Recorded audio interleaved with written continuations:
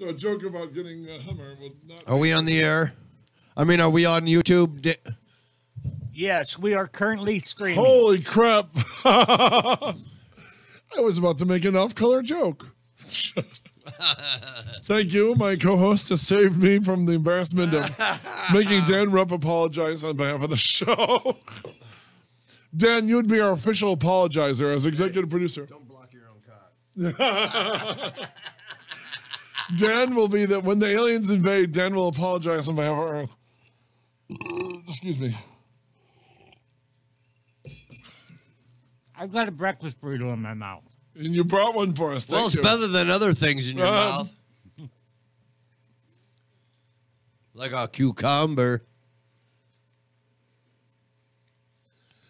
Oh, I just did a Jonesy belt. I love when he says the Jonesy belt. 209. It hit at 209. Ready? 1, let's go.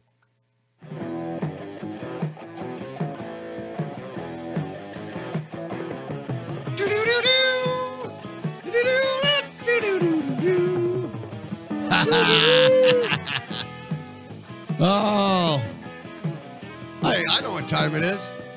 I know it every time I hear this intro. It's time for Roy and Jimmy. I'm Roy Moore. I'm Jimmy. I'm a real person. I'm Roy Moore. I'm a fake voice. Roy is the puppet in my left hand. I look like Cookie Monster. Gosh, what are we talking about today, Jimmy? There was an earthquake in the Inland Empire. Perhaps we should discuss this. Roy, just shut up, Roy. Oh, Jimmy, you're hurting me. It's the Jimmy Shaw Show now. Jimmy, you're hurting my fake feelings. And I'm Roy from the Black Lung Show. I'm Roy for the... so we got Roy Moore. We got Roy for the Black Lung Show. And we got Jimmy Shaw. I'm from the Black Lung Show. I'm Cancer Man. I'm doing the movie about Did you know my bipolar vampire? Did you know my grandma was the little girl in Frankenstein? You a-holes, that poor old lady. She impressed us so much in the age of our MTV. I remember Donald and I suddenly... For those of you who just turned into the Jeff Sargent Show, we are only goofing on Roy from the Black Lung. Roy Moore, of course, is a fake voice that Jimmy Shaw, our own host, does. You know what? Jimmy just might invade our show. It could happen. He can walk through that door any second. Well, I assure you, Roy Moore will be here waiting for him. Hi, I'm Roy Moore. I'm eating donuts. Why, a fat figment of Jimmy Shaw's imagination, Roy Moore. We love Jimmy, man. We do. But like I said, Roy is not a real person. He does not exist. He's about as real as Yaki Doodle. You remember when Yaki Doodle came on last week? Quack, quack, quack, quack, quack, quack, quack, quack. Hey, I'll tell you this much. I met Roy, and he's a very good guy. Wait. Are you saying First of all, don't cover for... Whoa. Don't cover for Jimmy, kiss ass. Jimmy's a good guy, too. Of course he is. We met him in person. We know he's real. We know he's real. We know he's real. Yeah, I met him 3 years ago. So Jimmy, listen to this clown trying to sneak his way into the Jimmy Shaw Show. Anyway. I've been on their show. Bring all the breakfast burritos you want, kiss ass. You're our producer. You're stuck with us like Marley's ghost. Hey, good morning. It's the Jeff Sargent Show with my Jones, Jakey. Greetings, ladies and gentlemen. He's real. He's not a puppet on my hand. Jeff's hand may be up my ass, but it's not because I'm a puppet. Yeah, spell check. How many words have you misspelled this week, Dan? Hey, leave our producer alone. He piloted the Edmund Fitzgerald without us last week. I misspell everything. So. If it wasn't What is that from? This is for Punk Lighting. What is that from? He keeps playing this voice. This is for Punk Lighting. What is that from? It's the next song from my MP3 player. Well, do not play it. Wait a second. This is Dan, Jeff, and Pat hanging out. Wait. This was for Punk Lighting. Don't play anything that will get me banned. Yeah. Don't put us in Facebook jail. This is for Punk Lighting. YouTube jail. This was for Punk Lighting. This was for Punk Lighting. Hey, we're going to do it all over again. You, sir, are a moron. Okay, I'll tell you what. What? Yes. Good morning. I've got a game You got a game? for call-ins. Yeah. I have 10 envelopes. 10 envelopes. One has $100 cash of mine. Another has $750. Other ones, I forget what's in them. But those are right there. All you have to do is guess the punchline. Guess the punchline. Actually, could there be $20 in there and Jeff and I leave with 40 each? Welcome to the Jeff Sargent Show. Those who just turned in or who's gonna tune in. Jigsaw, the it's so- demented maniac, just so made early in the morning. It's too early in the morning. I can't even get my words out straight. Hey, I was up all night writing an article for our Star Trek magazine. Everybody should be up at 7, starting their day. I was up at 5. Or You know, actually I don't 4:30. care if you got to go out on the freeway and sell oranges, like Patrick did that whole week. But that was for a movie. That was for a movie. You miserable racist. Is that what you told people I was doing? He was playing a delocated hobo. Trying to make money for a radio station. Is that what you bleep holes said about me all week long? Yeah, yes. I'm off doing a side gig to make You weren't. my IMDb more cool. We were up on you every day. Wow. You weren't here, and you don't tune into the show when you're not working. No way, man. Because I assume my friends aren't burying me with terrible comments. And then my only true friend is behind that pane of glass. He brought me a breakfast burrito. What have you done for me? Well, look, what I'm going to do for you, well, let's say... a prayer for the morning after? Okay, Dan, how many envelopes are there? 10 envelopes. 10 envelopes with prizes in them. Okay, Called Jigsaw. Cash money. Jigsaw, the serial killer, has 7 envelopes and a punchline. Okay, yeah, okay. All right. So to get one of these envelopes, you got to call in the station and guess, right? Jokelopedia. Okay. A Dopelopedia. And it's a quote, right? 909-360-8330. Hey, kill that theme song so we can hear it then. 909 360.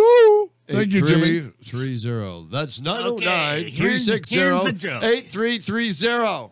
Here's the joke. And Here's you the have joke. plenty of time to Shouldn't you wait for the caller to call Google it? it. You don't want them to Google it. You want to ask them live on the We air. want to see who's listening and whose money. I want Dan to keep his could money. use a few bucks in their pocket. Yeah, I mean, all 10 of Jeez, these Jeff. envelopes have bucks in them. So, Wow. you know, I'm pretty much independently wealthy. So. I'm kind of like Ben Stein. Well, why don't you, Jeff, Dan has you a... could Dan has, buy us and keep us as pets if you want to. exactly. We'll wander around the house naked, pooping on the floor. Pooping on the floor. Obviously, I'm the only one here who owns a chihuahua.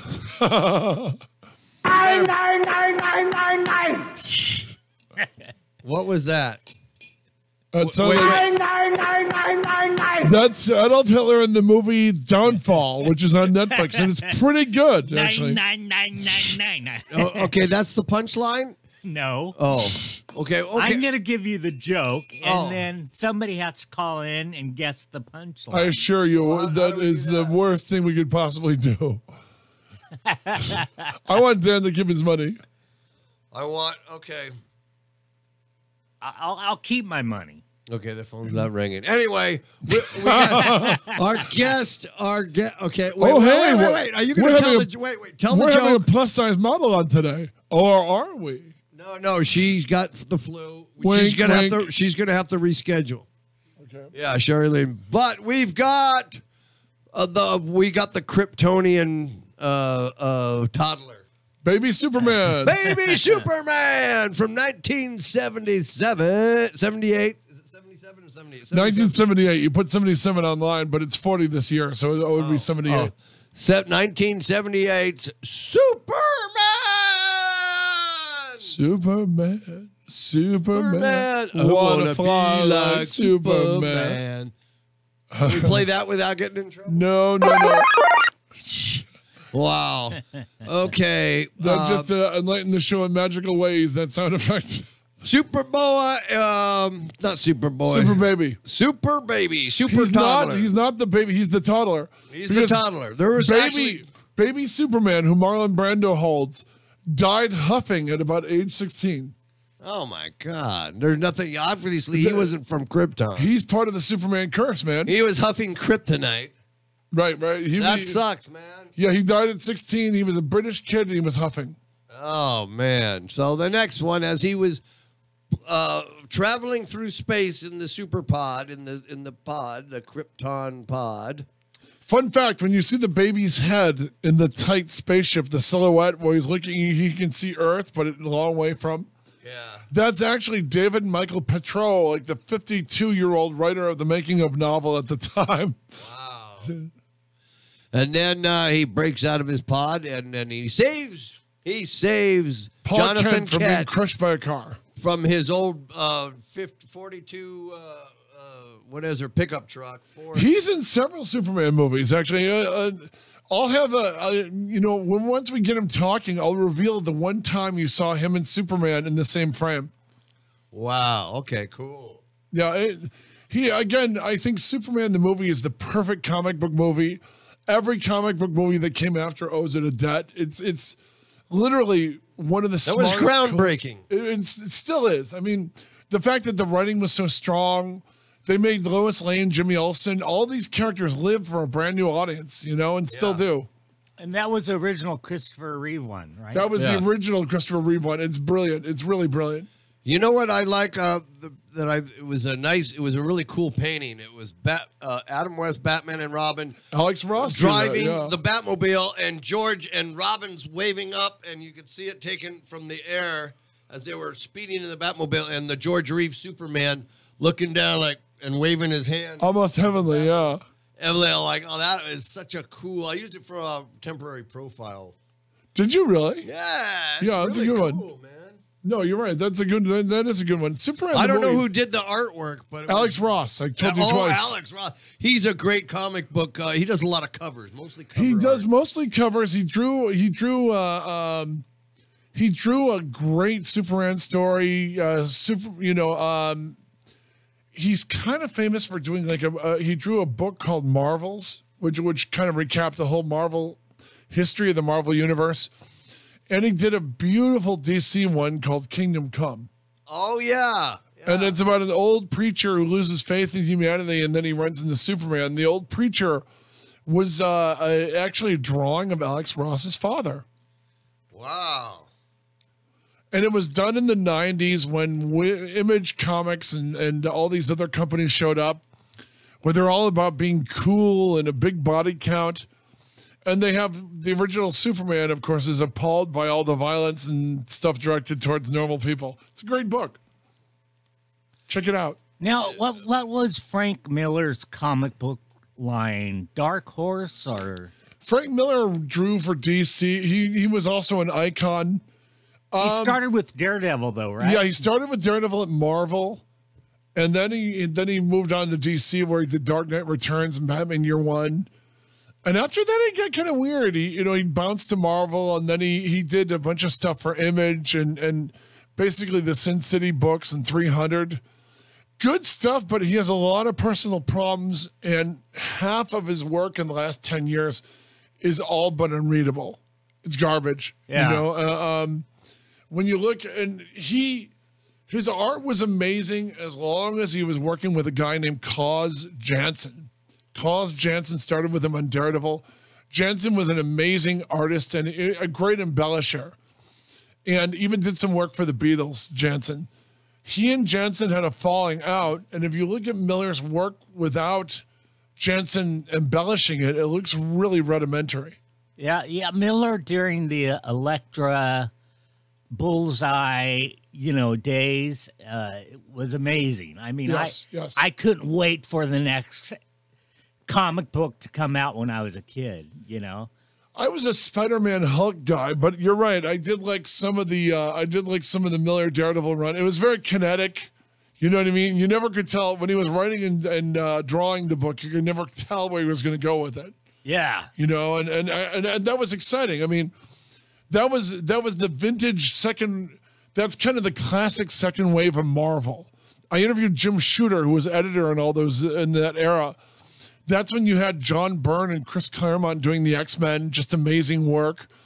Then Byrne took over Fantastic Four. Walt Simonson was doing Thor. You had a great artist, Roger Stern and Tom DeFalco, and Ron Frenz were doing The Amazing Spider-Man when he had the black costume. Great run, you know. Yeah. These were most of the modern ones, right? Right. Well, they've done endless variations on them since. You know what I mean? I mean, the problem with Marvel in the last 10 years, even before Disney took over, Marvel got really funky where they were dumping the characters and they're bringing in a new character would be the Hulk with the same powers and everything, but it'd be a brand new character. And a lot of people got mad at the company because, you know, when you replace Iron Man with a 13-year-old girl, people tend to notice, you know? Yeah. Sales tanked. And basically, Axel Alonso, I think it was Axel Alonso, who since got fired, basically said, instead of saying we were doing bad stories, we were replacing characters and we were cutting the core audience away from the books. He said basically all of Marvel's readers are racists who hate diversity. Wow. That did not help sales. You know what I didn't like? I was watching cartoons that they have the animated, it looked like computer generated with a young Tony Stark. He's like teenage, like, what's up with that? Yeah, that's from the early 2000s before, that was before the Robert Downey movie came out. Oh, it was. And because they didn't really know what to do with the character, because Iron Man is one of the older superheroes. He's a CEO. Are they trying to get a younger audience? At the time, they're trying to get a younger audience. So they said, "Oh, let's make them 19 years old or 21." Yeah, but they did. That's part of the run that just brought Marvel sales down. They killed off Bruce Banner, and like a teenage boy became the Hulk. We're gonna pass our lineage to the young folks here and make it Nickelodeon. And he shows up with the exact same powers, and he's hanging out, and nobody's calling him on it. You know, he's suddenly the new. And it was this stupid idea where you're creating new characters but giving them the old identity. I mean, and then they were attacking the readers in print for complaining about it. You know, I don't like it. I protest against making mature adult superheroes into teenagers. And the one you're talking about, where they made a teenage Tony Stark. Yeah, I mean, come on. That's before the first Robert Downey movie came out.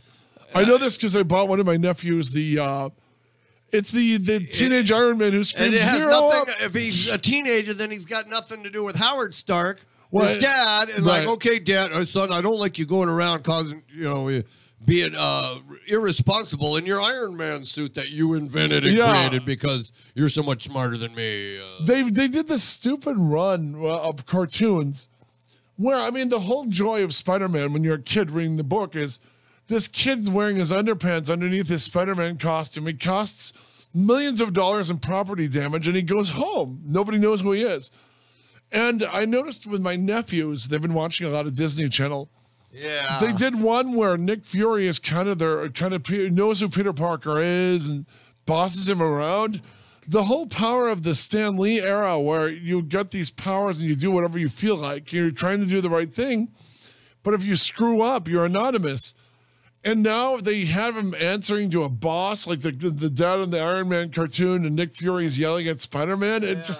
It robs it of the whole outlaw angle. You know what I mean? Yeah. It's like, okay, they got their master, like the principal at school is keeping them in check or something. Yeah, it makes no sense. I mean, it's just ridiculous, you know? It cuts off everything you like about the book. No, there's a lot of money in those envelopes. I keep looking at those envelopes, Dan. I don't mean to go off track. And who wants to play Dan's game, man? What? Okay, tell the joke. You know what's funny is I was on and talking about evolution of things. I was on the internet last night putting together this game because I couldn't find a guest. And you look at I looked at the match game. Their theme went from the 1960s to 2016 to 1990. What? That's a long run. Yeah, so it's like That's game 74. I remember that. Oh, brother, they have a new. So then what? Then what? Wow. Is that match game? Yeah. That's the theme song. Let's go. This is the original one from the 60s. Who wrote that? It sounds like the same person wrote every theme song back then. Is that true? Ba-da-ba-ba-ba-ba. All right. Just like the dating game. It's the same person, right? It sounds like it's the same composer. Yeah, same one for The Price is Right, Jeopardy. Yeah. But they all change throughout generations. Yeah. Okay, I've had enough of that. Enough of Dan's Death Game 2018. Okay, that was from Dan's Death Match 2018. Okay, now how's this gonna work now? Okay, I'm gonna give you the joke, and you have to guess the punchline. Okay. Or somebody's got to call in with it. How does a mouse feel after it takes a bath? How does a mouse feel after it takes a bath? Dougie from across the pond, are you listening? U.S. money to, I know it's not as much as the English pound, the British Empire pound, the pound. And what about our friends in Australia? What kind of money they do? I think they do dollars. Really? If you're out there in Australia with that, you talking to that humongous, that reasonable man. And don't forget about our 2 listeners in Switzerland. In Switzerland. Yeah, we got friends in there too, don't we? Yeah. Yes. Okay, now it's your turn. You heard what Dan said. What is the joke again? How does a mouse feel after it takes a bath? How does a mouse feel after it takes a bath? Call in 909-360-8330. You give us the correct answer and win $100 or more valuable prizes. Yes, we've got 10 of them. All you got to do is pick a number. It's that easy. I shit you not. Call in. Call in. So, anyway, yeah, those damn cartoons, Patrick. This feels like a Monday show. Oh, We have poop in one hand, hope while in we the were other. talking about the Spider-Man, I was asking you earlier because I would like to meet this guy, my favorite Spider-Man artist, Johnny Romita, Sr. and Jr. I'd like to meet both of them. Well, let me tell you, Dean White, who colors Johnny Jr., Dean White is from Claremont. Dean White used to work at the comic bookie with Chris. You know Chris from comic bookie, yeah. Yeah, Chris Peterson from the Packing House. Yeah. So and literally Dean disappeared. He worked for Stanley Incorporated for a while. And now he exclusively colors Johnny Romita. He colored Junior, of course. Because Johnny Romita Sr. was born in 1930, so he is now 88 years old. God bless him. Still Wow, and he can still draw. Does he still draw? every now and then, and he hasn't really lost a step. It's just great to see his Spider-Man, because his Spider-Man is the public Spider-Man. Oh, yeah, that's the one I grew up on that had the great cover art, too. You know? He was one of those guys that he drew was, his head perfect. Yeah, in the yeah. eyes. I like In fact, he drew one, you know, on my living room wall. You've seen that famous pose where he's... Romita Sr., when I interviewed him for Starlog, in fact, that famous Comic-Con I talked about on the air where Jeff almost got us murdered by the Yakuza, not a joke. That's the one where I did my first interview with Johnny Romita Sr. Oh, wow. Johnny Romita Sr., Bernie Wrightson, and Bob Burden were the first 3 guys I interviewed at Comic-Con. I also interviewed Inspector Henderson from the old Superman TV show because he was still alive. Wow. That's, you know, would he draw a picture? I mean, have you seen him draw in front of you? He drew that Spider-Man Peter Parker face on my wall in my office. I showed you. That face, that drawing. Oh, I thought you meant that poster from the fake comic book cover. No, he took a blue pencil He drew a perfect oval because he's drawn Spider-Man so long. I asked him if he could just draw it without draw. I mean, he just basically sketch they use the most comic book artists. They use the blue pencil, then they go over with their ink and refine it. He blue penciled it for me, and that alone would have just made my day. But then he took out a marker and he inked it. Oh wow! I mean, okay, I'm going to fanboy out. So if there's any girls listening and you think I'm cool, turn off the radio for about 2 minutes. Or I interviewed Romita Sr., and he did that drawing for my wall. And I interviewed a guy named Herb Trimpe. Herb Trimpe is the Hulk artist. Right. Herb Trimpe was 1972, I first read his name. It says art drawn by Herb Trimpe. He co-created Wolverine. He drew the Hulk from like 65 all the way into the 90s. Guy was amazing. He was he served in Vietnam. He did one of the more amazing stories. He taught at an inner city school in downtown New York after Marvel Comics laid him off. On 9/11, he was a chaplain. So he put on his breathing mask, put on his helmet, went down to the World Trade Center and worked as a chaplain and helped them dig and look for bodies after 9/11. Wow. Guy was an effing saint. Just a great, great man. So I interviewed him for my Hulk book. And he was drawing, he did this perfect pencil and then ink drawing of the Hulk. And I was watching him do it, and I was filming him do it for the book. And he goes, this is for you. And he wrote Hulk saying, keep up the good work, Patrick. And I swear, you guys, I wept like a little girl. Oh, man. I was so choked up. That's framed on my wall as well, you know? Oh, you make Hulk feel good. Yeah, I was just Hulk calmed down, turned back into Banner. Right, like those old Twinkie ads. Remember that? Hulk would get his ass kicked, and then they'd give him a Twinkie, and he'd feel better. Yeah. Instead, all that sugar would make Hulk tear whoever was fighting his head off. I remember they used Marvel Heroes to promote Twink. Hostess was sponsoring them and putting them in ads in the back of the comic book. And the climax usually involved cramming a ho-ho or a Twinkie in somebody's mouth. Remember that? Yeah. So Patrick and Jeff, your favorite comic books? I was a Spider-Man and Hulk guy. You know what I mean? I liked... so you're a Marvel guy. Oh, I'm a total Marvel guy. I love Batman. Nothing but props for Batman. I liked Superman, but I really loved Crypto the Super Dog. I like the idea of remember that? There was never enough Crypto in the book. I would read one of the books I would buy out of the old bins. In Detroit, they'd have like a quarter box. I'm a quarter box junkie. They would have this cornball old comic called Superman's Pal Jimmy Olsen. Superman's pal, Jimmy Olsen. And it was crazy because Jimmy Olsen, Peter Parker was like the birth of Marvel. They'd follow the teenage character who was riddled with insecurities. Whereas in the Jimmy Olsen book, it was always almost like an old gay couple. Superman is begging Jimmy Olsen to hang out with him. Yeah. And there's no way, Superman, we're not friends anymore. That would be on the cover, and he'd be breaking off Superman's pal. Yeah, here's your Superman, that ring he had. Right. The Superman signal watch. Signal watch, Z.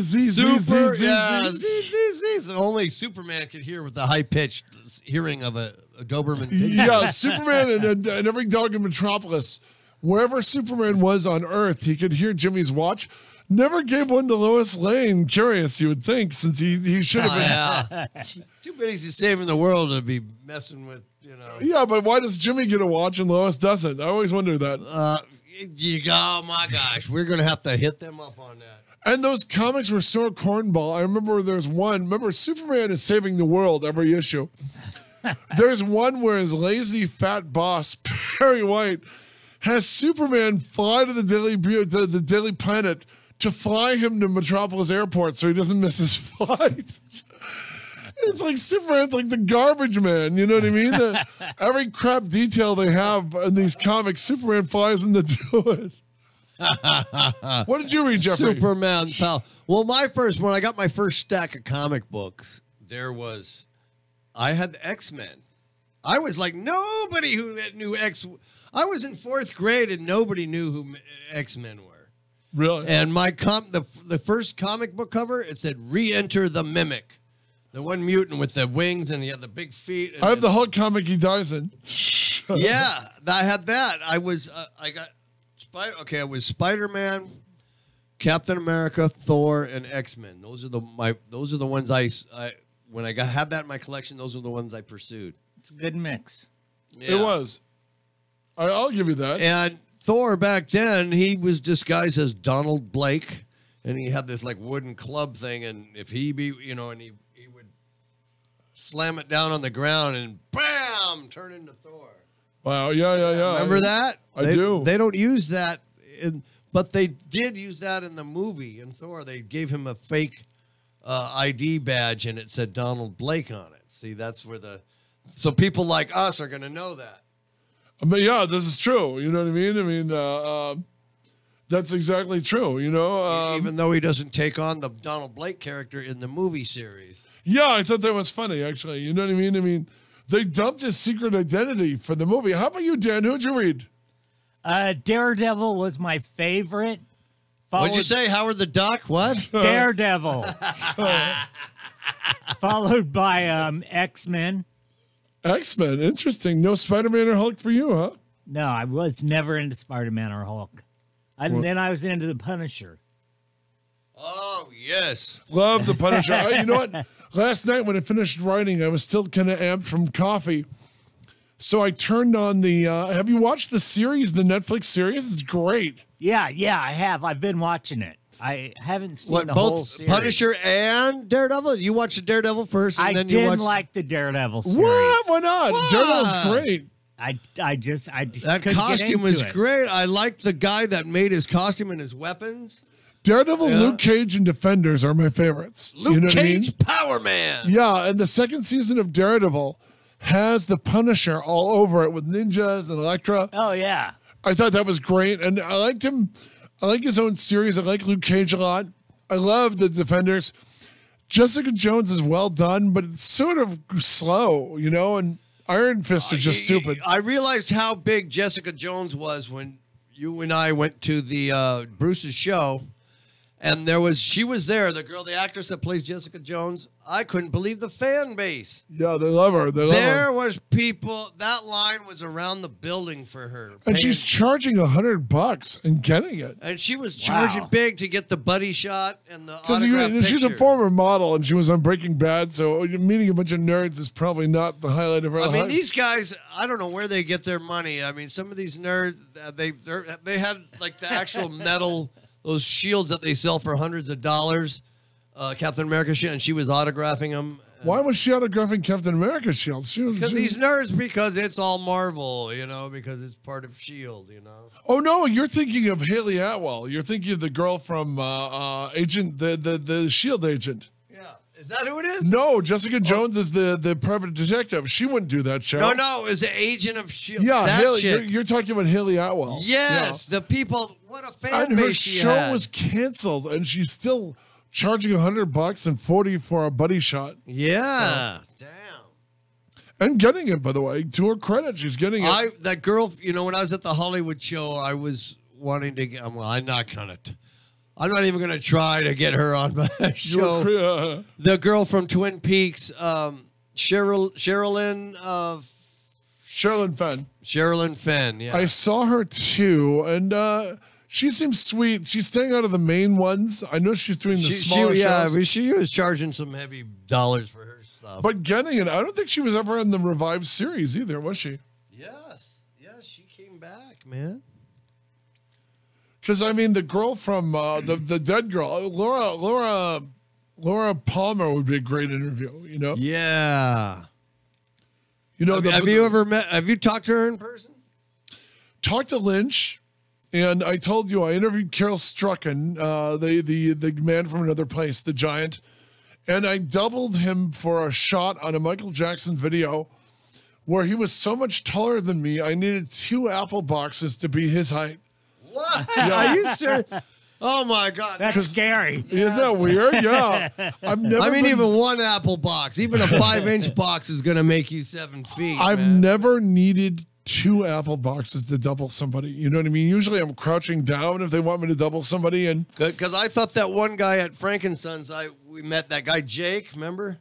He was a little taller than you. Wait. No, he wasn't. Yes, You look, I insisted have he was. pictures to prove it. Yeah, post them, you liar. I will post them. You sad liar. Look on my picture. I was like, you put your head on me. I look like a midget, and that guy was way taller than you.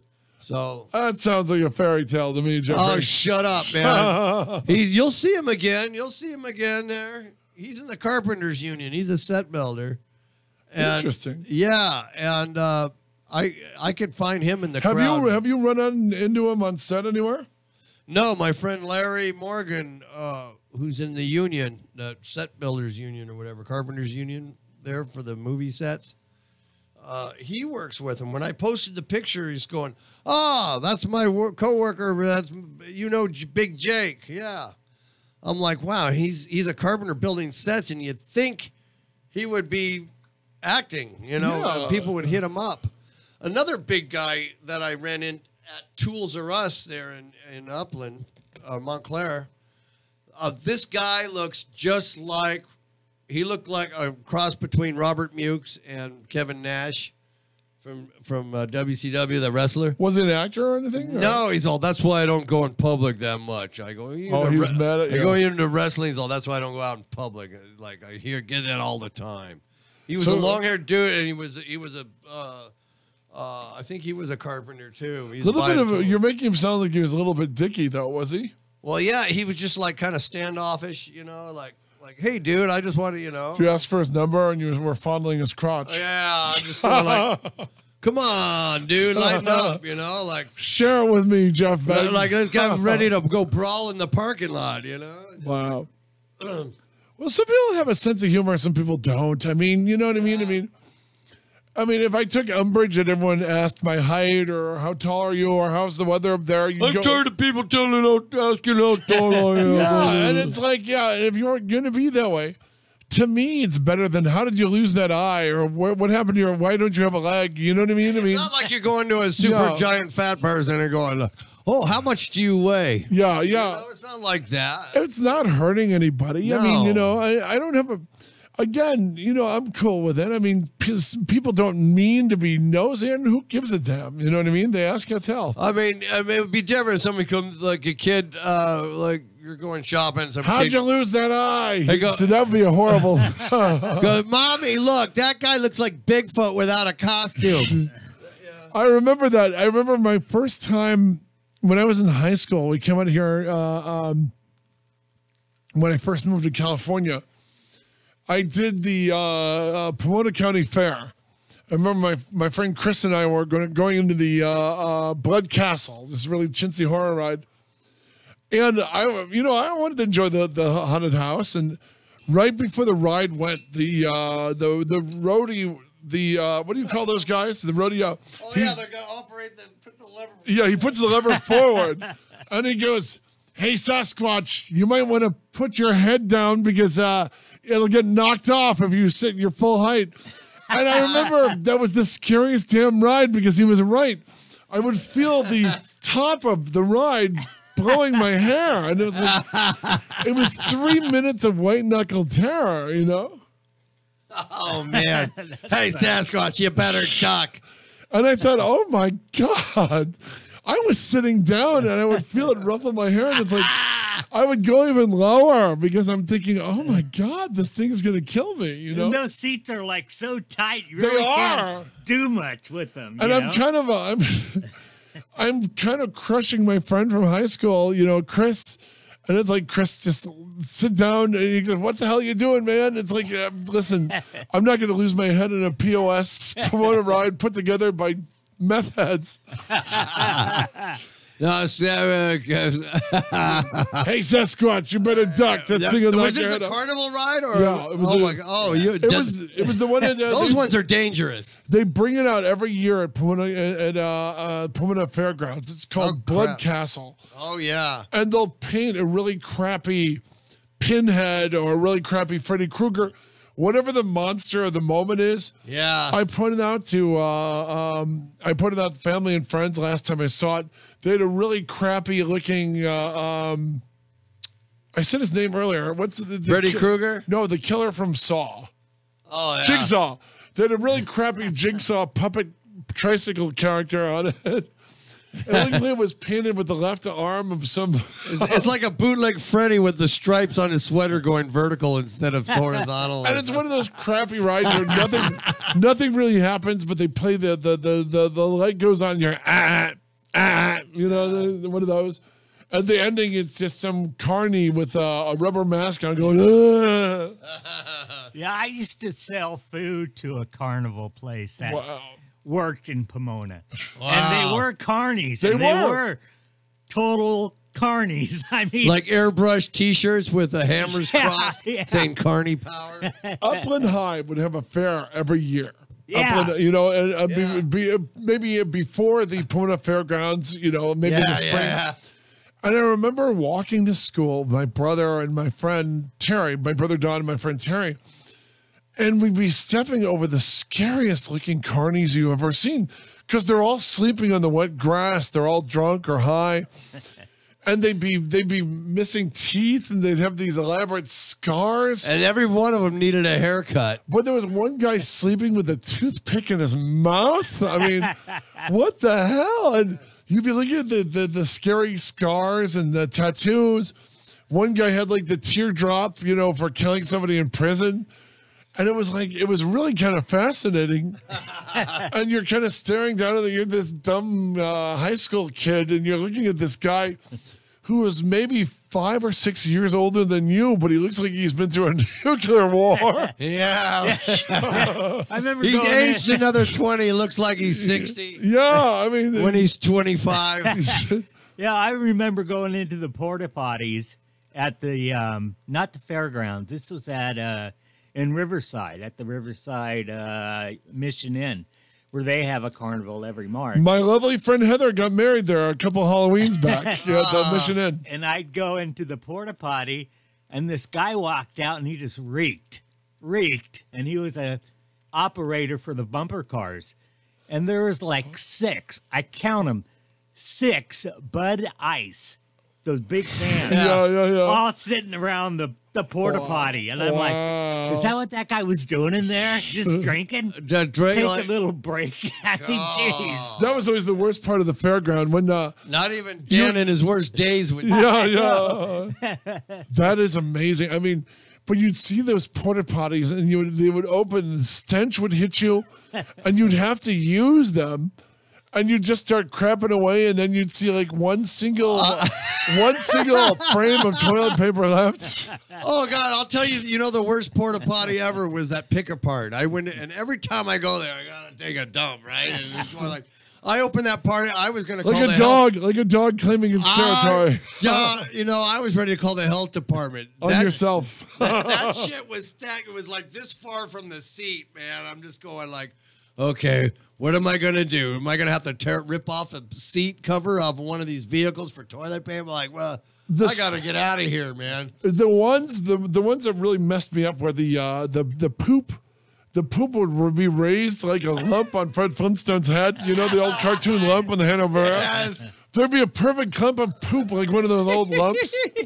And it'd be rising like the Devil's Tower out of this pee and poop slime all around it. That reminds me, I've got to go pinch one off right now. I'm going to play, look, I'm going to play Jimmy Ganser's the Fallen Electric song. Why I do my bowel movement. Okay, I'll be right back. Hold on. I'm going to get some coffee if you run to the bathroom. This is the first song off their new album, The Fallen Electric. They're playing soon.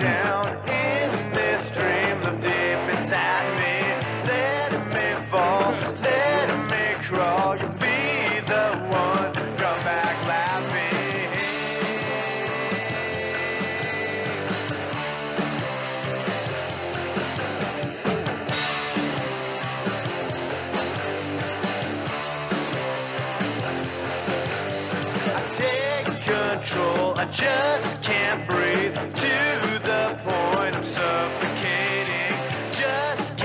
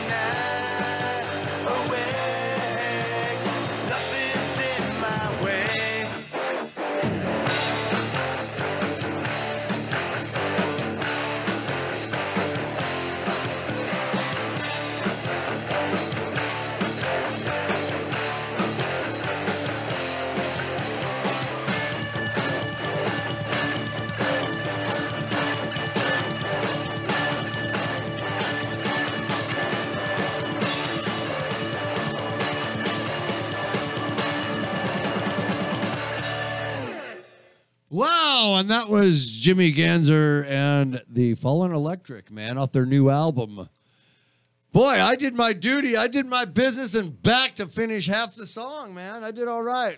Wow, not bad. How did we go from with Spider-Man, Hulk to you pooping? to the outhouses? Oh, the carnival. It was doing the carnival rides, Bigfoot, to take. Dan, use the. I hope that wasn't you going poop because that's mine sometimes. That's the sound of a full porta potty. For God's sake, do not use the bathroom for 10 minutes. If you after have a show. porta potty story and you want to share it with us at Chaotic Radio, I will give you 100 of Dan's dollars. we'll give you $100. If you got a good one, we'll give you a prize. Yeah, when Dan rubs money. 909-360-8330. 909-360-8330. That's 909-360-8330. The Jeff Sargent Show on Chaotic Radio. Thanks for tuning in and listen to some cool jams right here on the Jeff Sargent On the Show. wave. We're going to have a little wave. Smooth jam. That's Smooth Operator by Chardonnay. By Chardonnay. Well, next week, let's go ahead and plug our guest. It's going to be coming in on Thursday. Next Thursday? Cat Lively. Wow. Hot Lively. chick. She's a guitar. I and saw she plays a guitarist, Les and Paul. She sings. She plays guitar. Will she and play sing. and sing for us? Yes, she is. Wow. Jeff, you got to bring in your small amp. Okay, I'll do that. She's going to bring her guitar. We'll have Yeah. her play some public domain songs. She'll be coming around the mountain. Yeah. When she comes. Happy birthday. Jimmy Crack Corn. Jimmy Crackcorn. And I don't care. And I don't care. And maybe if we're lucky, she'll do a steamy jazz version of John Jacob Jingle Smith. His name is my name too.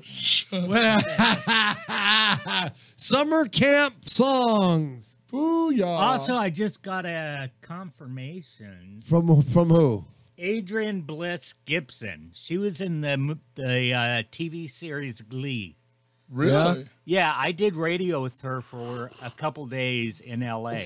Uh-huh. And she said she's Yes. going to come in. She's going to Wow. confirm Yeah. a time and date. So Yeah, when she comes out of her confirmation class, yeah. tell us to confirm with Chaotic Radio But you What's get her and name? the Jeff Sargent Show, and yeah, What's we're her name sitting again? right here on mic number 4. What's her name again? Adriana Bliss Gibson. Okay. Adriana Gibson. And in relation to Mel? No. Ah. EDINABLI. Oh, quick, Janky, get on her IMDb. I'm looking right now.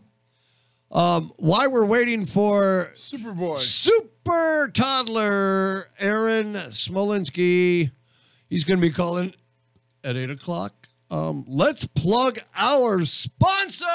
Yes. Yay! Yay! All right. We love our sponsor. We do. Gosh, boys. Give us a hand clap. Gosh, boys, when you're in Rancho Cucamonga and you suddenly have a giant craving for a New York bagel, Yay! You New York bagel. I'll handle this plug, Mr. Okay. Poops. I don't want anyone who thinks you have poopy hands and touching our sponsor's products. So I go to Jamal's New York Bagel, Dan. You know what he makes it with? New York water. New York water and the secret ingredient of love. I like the blueberry bagel. It's No. always going to be my favorite. Nobody asked you, Chief Poops a lot. It's between me and Dan on this one. We like the everything bagel. We love the everything bagel. And the blueberry one apparently travels through you like something through a goose. But it's so good. You could just have it with butter, or you could have it with eggs and bacon and sausage. Ah, it melted Wow, cheese. she's adorable. I'm looking at her picture right now, Danny. Oh, okay. So, but Patrick, what do you want to do when you want to be like Hannibal from the A-Team and just have your plan come together, smoke a fine cigar? I want to smoke a fine cigar outside of my cool black van with a red stripe. I usually join the rest of my A-Team over at the Upland Pacific Wine, Wine Merchants, Merchants. and Cigar Exchange. Woohoo. Yes, I can located- hang on to. I can hang out with the swells of Upland, including the co-star of A Night at the Museum, Mr. Joseph. Oh my God, what's his name? I see him all the time in the Pacific Wine Merchant. Well, anyway, him, Benny, and all the other and cool even guys. Tommy Lasorda comes in. Tommy Lasorda comes in, for God's sake. Pacific Wine Merchants and Cigar Exchange, and it's right there, the downtown Metro Link.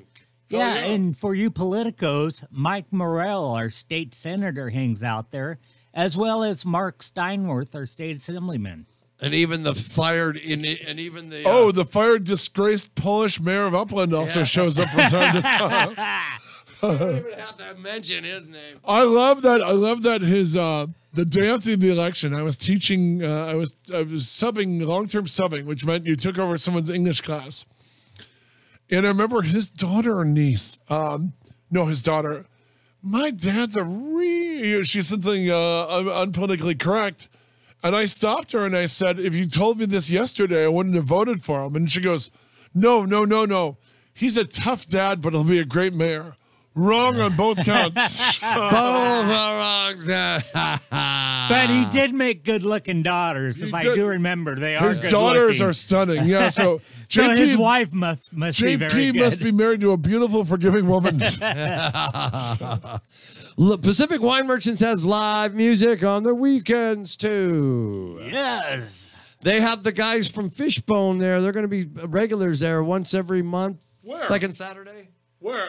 at the Wine Merchant. You're gonna have the real guys from the Fishbone JB and the other guy. There's two of the guys from Fishbone. But party at Ground Zero, suffering Fishbone. Yeah. When do they start? I love Fishbone. They don't play Fishbone songs. They play their like bluesy stuff. Oh, F those guys. Yeah, they're not playing Fishbone. I want to hear Party at Ground Zero. Even two You're- members of they're Fishbone. not. They play lounge music, blues. They got the keyboardist and the guitar player. Let me know what night. I'll bring plenty of fresh fruit.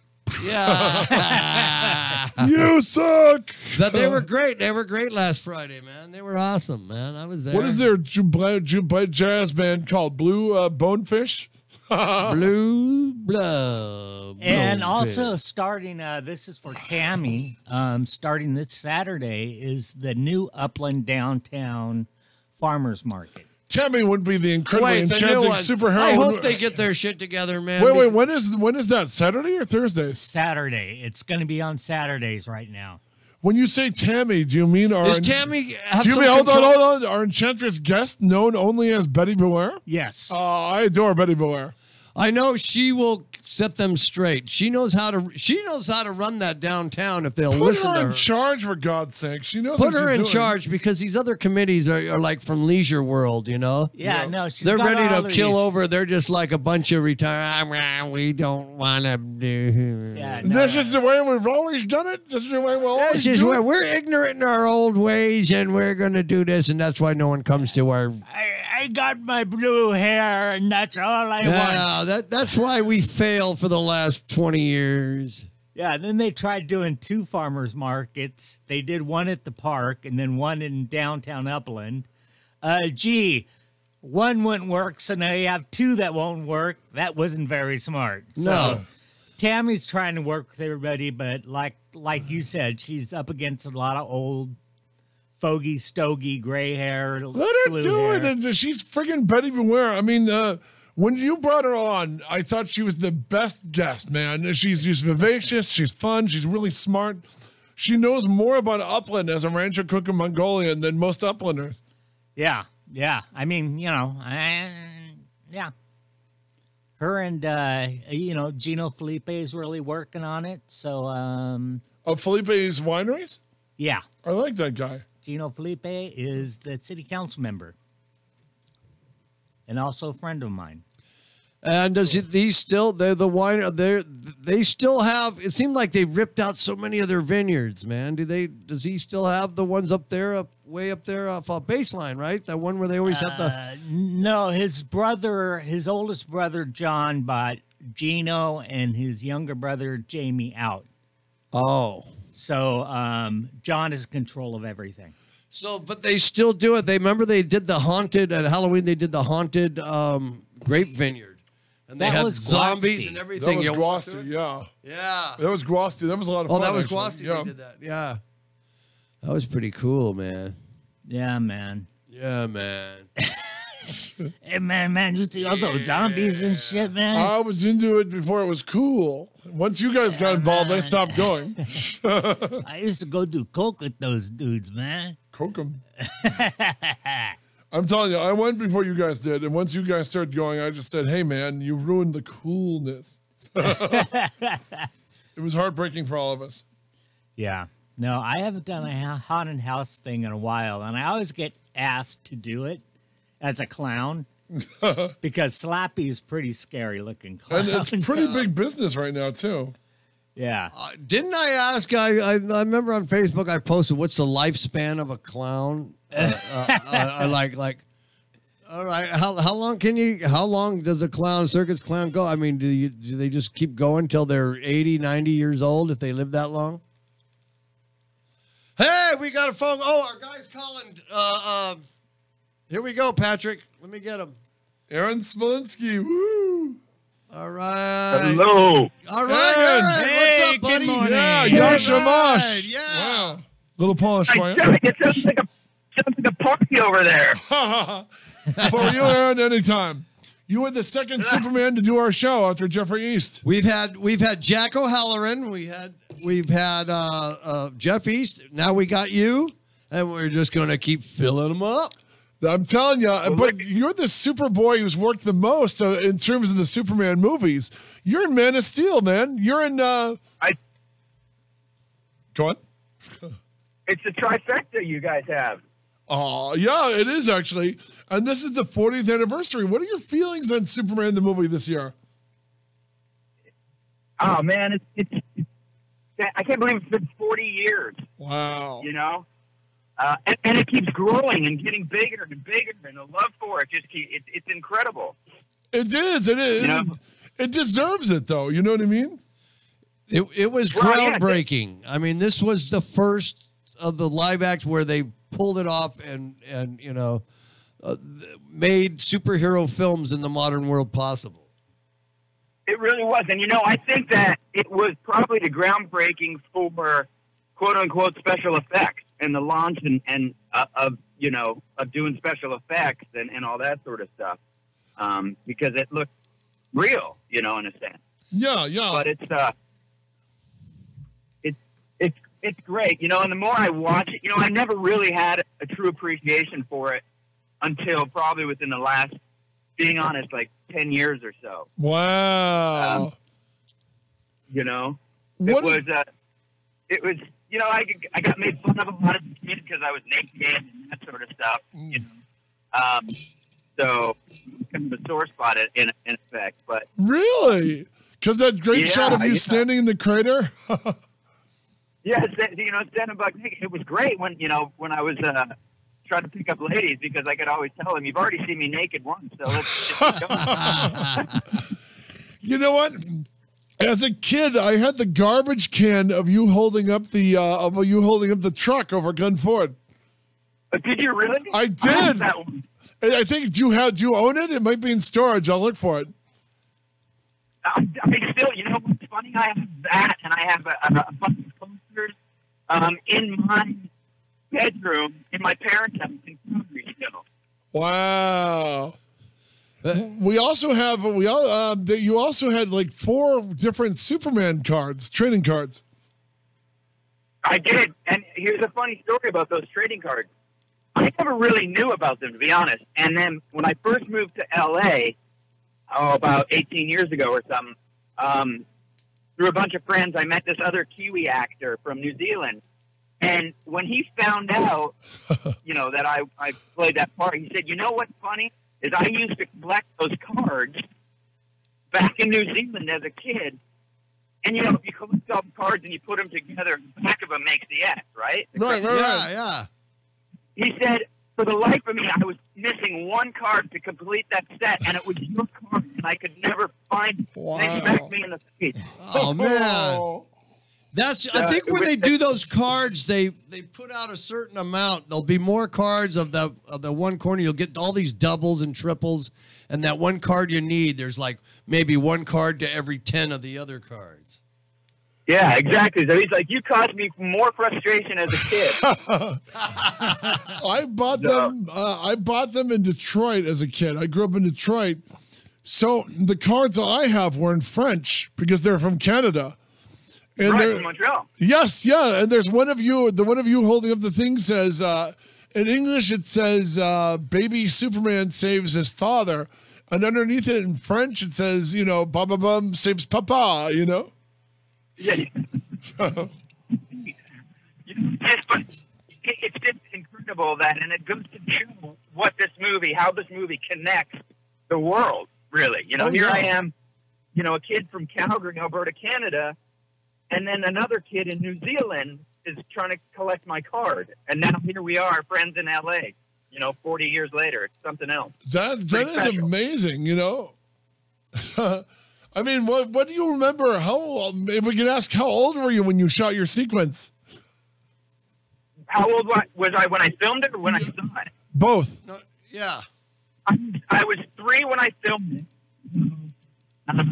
And then, you know, to be honest, I can't remember the first time. Aaron, you're coming in your phone. Are you on speakerphone or something? Are you on speakerphone or are you on a cell phone? Yeah, I'm on my cell phone. Why is it cutting in and out? Now it's better. Talk. You got to talk exactly as you're doing now. We can hear you now, but you were coming in and out like you were 5 miles away from. Like you're from Krypton or something. Yeah. Oh. Yeah, well, I had to quickly go save a cat in a tree, so I F the cat. We got radio to fill. Hey, now tell us, when you were doing that, was that all shot in Alberta or Calgary? That was all. Yeah, that was my stuff, and a little bit of and some of Jeff's scenes were all in Blackie, Alberta. Wow. Is, you know, a few hours away from Calgary. Fascinating. So, fascinating. Yeah, wow. You know, we all got buffed up there and stuff. And then Superman 3 was filmed in Calgary and High River. That's my favorite moment, Superman 3, when he gives you. And Aaron comes back. Aaron reprises his role in the Superman universe as a child. Clark Kent in Superman 3 runs into a photo booth to change into Superman. That was you, Aaron! And then he tears the pictures in half and gives the pictures of himself as Superman to Aaron as a little boy standing outside the booth, thus keeping the ones of him as Clark Kent changing into Superman. Oh. Yeah. A very funny bit. That was me. And the funny thing is, the lady that played my mom was actually my real mom. Really? Yeah. And then in that scene as well, you know, where the guy goes over the fire hydrant and his car's filling up, and then Superman has to free him from drowning. Yeah. Yeah, my dad was one of the background actors there rescuing the guy.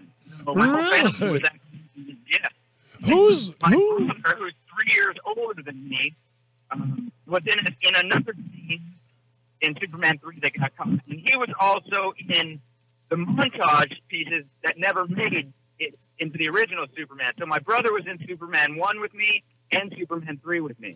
So it's a funny story. What montage was your brother in that got cut? There was a bunch of... so Dick Donner was going to do a montage scene like he did in The Omen of you know, Christopher Reeve, Clark Kent kind of growing up, 3-year-old, 6-year-old, 9-year-old, and so forth. So there was a bunch of different kids. And there was, you know, still shots taken. There's, you know, I was on a big Clydesdale. I was hitting an anvil. And then there were scenes with my brother. So we shot all of that stuff, but it got cut. It never made it into it. Wow. I had no idea. That's amazing. Yeah. So there's some great footage and photos of those. So, you know, after my brother's scene getting cut from Superman 1 and then getting cut from Superman 3, he was done with the Hollywood disappointed them that much. Let me ask you, whose idea was it to bring you back for Superman 3? Well, I was doing a lot of commercials in Calgary at the time, and when the book came about, they were casting this 8-year-old go-to kid, and wait a second, and he was in Superman, so it just worked out perfectly. Wow. So, yeah. And then, so it was kind of an audition and kind of not for that part. And then for Man of Steel. That was hilarious when you showed him Man of Steel. Nobody could miss your blue eyes, you know? Go on. I actually started the process because when I heard it doing that, I thought, well, you know. Hey, Aaron, could you come closer to the mic because you're cutting out on us? I don't know what it is, but it must be your phone. What kind of phone are you on? Are you on speaker? I'm on Bluetooth. Let me see. Let me take it off of Bluetooth. Oh, Take it off the Bluetooth. That's the problem. Perfect. That's perfect. It was the Bluetooth. Okay. There we go. Crisp and clear, buddy. Crisp and clear. You were like in the Phantom Zone or something, man. You know, I'm driving here, and I keep seeing these cars with flat tires that I got to pull over and help. So sorry. You're a man among men, Aaron Smolinski. So Man of Steel, what happened there is, I heard it was coming out. I figured this could be the last Superman movie. It would be cool to be in the first and in the last. So, you know Jim Bowersell from CapeWonder.com? Yes. Yeah. So Jim and I are friends, and, you know, I kind of said to him, I said, I think that would be cool. And he said, I think it'd be a great idea. Why don't you reach out to Dick Donner? So I did. I emailed Dick, and I said, you know, this could be a cool thing to be in the first and last, and he agreed. And so I sent him my stuff, my headshot and a resume, and he sent it over to production, Zack Snyder's production company, and they loved the idea, and the rest, as they say, is history. And About Dick, 6 months. Dick didn't try to get you naked for this one too, did he? No, he didn't. I actually did, though. I'm like, you know, why don't I just show up naked? Zack Snyder said, take some photos, get that guy the hell out of here. Yeah, exactly. Hey, Aaron, I think he saw what was coming with Hollywood, so he's like, look, I don't want any part of that. Hey, by the way, you also did another superhero show. You showed up on Nightman. Nightman from the 90s. You did that knockoff on Batman. Yeah. Where are you? You're bringing that back? You know Nightman? I used to watch that every episode of that show when it was on. Nightman was the stunt played by a stuntman who had really long hair. He drove a Prowler. He drove one of those Prowler cars. Remember those? Yeah. They made Hot Wheels of those. And he was a saxophone player by night. He fought crime. By day, and, yeah. He fought crime, but nobody ever grabbed him by the hair and kicked the hell out of him. Yeah, they go, I recognize the hair. He had a mask like Kid Flash. Yeah. Yeah, well, you weren't on set to witness that, but well, you know what? You guys just went up the rung in the ladder of my book because nobody's brought Nightman up before, so I'm honored. Yeah, the anti-gravity belt and all that. Yeah, I tell you, that was back in when I was living in Vancouver. Wow. Well, yeah, that was that guy a real saxophone player? He was. Was he really? That's why they threw that in as a nightclub musician, right? I mean, exactly, what a perfect ID. No one suspect a nightclub sax player is going to be the superhero saving the world. I'm just amazed. No, you know. I'm just amazed that a lazy jazz sax player had enough money to go out and fight crime when he should be working. Right. Yeah, exactly. Right. So what did you do? What did you do in that show? You had to be the bad guy, right? You know what? I can't even remember now. Pat, tell him what he did. Yeah. What did I do in that? You were playing Billy, a henchman on the show. You were a henchman named Billy. I think so. Yeah, I don't think I was a bad guy in that one, actually. Your friend was the bad guy, and you were kind of covering for him.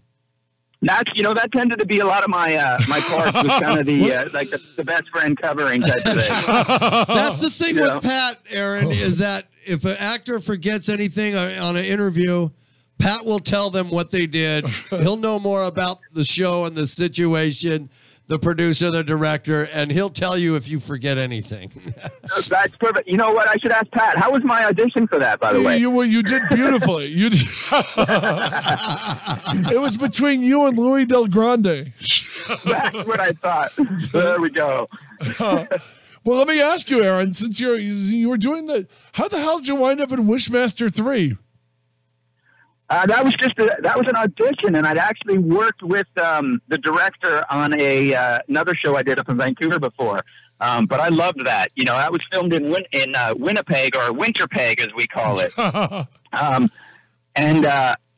It was just a blast. You know, it's always fun going out of town to film. Yeah, to be honest, whenever you got to travel to film, I love it because, you know, it's at a hotel or whatever. But that was a lot of fun. And Jason Connery, Sean Connery's son, played the Djinn in that one. No way.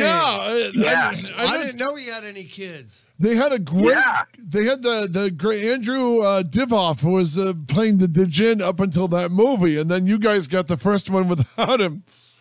Yeah, exactly. That's right. And Jason was fantastic, and you know, I had to ask him. I said, "So you get tired of people doing your dad's voice?" And he laughed and he said, "Yeah." He said, "But the funny thing is, once he was walking in England and he heard his dad behind him, and he turned around to say, 'What are you doing here?' And it was somebody else doing, you know, an impersonation of his dad's voice. But so I did it for him, and he wasn't impressed. But that was a lot. It was a lot of fun working on that. You know, the amazing thing is, I think he was married. I think, I don't know if he still is, but Connery was married to the babe from Ferris Bueller, Mia Sara. That's right. Wow. Yeah. Did you come see him on set? Did you get to meet Mia Sara? No, not on set, but one day back in L.A., I went over to his house for dinner and met her there. Wow. So that was pretty cool. Yeah. That's amazing. And the great British writer Peter Atkins actually wrote Wishmaster 3. No kidding. Oh, yeah. That's He worked on the Hellraisers as well. That's right, yeah. No, that was a lot of fun. And that was actually, I think that was the first time since Superman where I was actually semi-naked again. So this was the first Wishmaster you did with Harvey Weinstein. That's exactly right. That's right. You want to know? Well, exactly. That's because you know my co-star in that, right? Was it the beautiful? Okay, we know. We got another friend that was in Wishmaster, wasn't she? Yeah, but that's Holly. She was in number 2. Holly, yeah. Holly Fields. Do you know Holly Fields? I know the name. Yeah, I guess she was. Oh, she was Wishmaster 2. There was how many? She was 2, I think. Okay, I think there were like 78, I think. Well, there were two with the original guy, because I have Pluto. If you have Pluto, they show all the Wishmasters uncut. The girl you did it was Emmanuel Valliere, wasn't it? Well, there were several. There was A.J. Cook. There was Emmanuel Valliere. And then the girl that played my girlfriend was Louisette Geis, who was the initial complainant in the Weinstein thing that got it all started. Wow, I did not know that. Interesting. What? Yeah. So there you go. A little fun fact that you didn't know. Yeah, you stumped the chump. Wow. Well, no, did you know it? Did she talk about it at the time? Did you know about it at the time you guys did Wishmaster? No, because it was after. Wishmaster was before the incident. So. Wow. Yeah. Interesting. Interesting. By the way, that's a hell of a hot girlfriend. Congratulations. Well, thanks. No. I tell you, a lot has changed since Superman. Well, the great thing about you is that you keep popping up and stuff, especially Canadian stuff. I mean, it was that's because I'm, Canadian. So I did, it started. I did Superman. I did a lot of commercials as a kid. Then I took a break for a bit. I was a competitive gymnast, so I was focusing on that. Wow. And then in high school, I got back into it, and my second year of college, I landed a gig on a show called Lonesome Dove, The Outlaw Years, a Western. Wow. With Eric McCormack, who's, Will from Will and Grace. Right. That's right. Wow. So I did that, and I was actually the stand-in for the other lead, Scott Bairstow, and then I did some co-star parts on that series. And when it ended after 2 seasons, that was it, and I was hooked, and I decided that was, what I wanted to pursue for a career. So at that point, I moved out to Vancouver and started to work and got into, did smaller parts. Then I got into an acting school that was run by this lady named Ivana Chubbuck, who's an incredible acting teacher. Wow, she the was, legendary Ivana Chubbuck. I've heard of her. Yeah, she coached Brad Pitt. She coached Halle Berry in Monster Ball. And so I did that. And then, you know, that's when it started to roll for me. And then I just started to work a lot more, and then ended up coming down to L.A. for press for a TV movie for Fox I did up there, and decided to stay. And so that was it. And then would go back and you know, go back up to do Wishmaster. I went back up to do a series called Mysterious Ways. And so... No, but what do you do in LA? Do you also produce? Yeah, I wouldn't say I produce. I do get into it a little bit. I'm actually starting a independent film in March. I think I go out to St. Louis to work on that. It's called Trapped in Schizophrenia, and it's a great thriller. So I'm starting on that, and I'm helping with producing on that. And I'm actually going to talk to Jeff. I may get him involved on that one. And then I got another film that's been in the works that I'm working, I guess you could say producing and starring in, called Astronomy Walkers. And we're going to start filming that end of 2018 on Easter Island. Really? The actual Easter Island? Yeah. Wow. So it's because it's a very spiritual film, and it's about spirituality and all that. And so that's the best place for it, is just, you know, out there in Easter Island, and the scenery is perfect for what the script is about, and what the message of the script is too. So that is kind of exciting, though. You're going to the honest to God Easter Island, you know? That would be cool. I mean, what a mystic place to see the heads, you know, and there's so many stories, like the head that, like, they're deep, and have they ever dug one of those things out? Or I don't think so. I don't think anybody really wants to touch it. Wow. They just want to leave it as it is. I mean, they know it. It's a body, right? But they're all sunk down so deep in the ground. They could be 20, 30 feet. Who knows?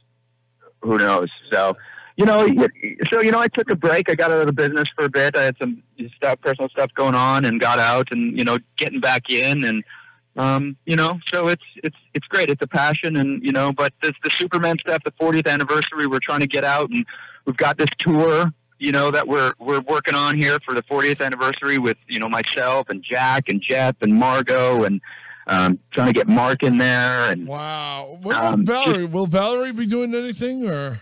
Valerie, she'll do a lot, maybe some Skype on our Q&As and that. Health-wise, she's, not the greatest health, so it's harder for her to travel.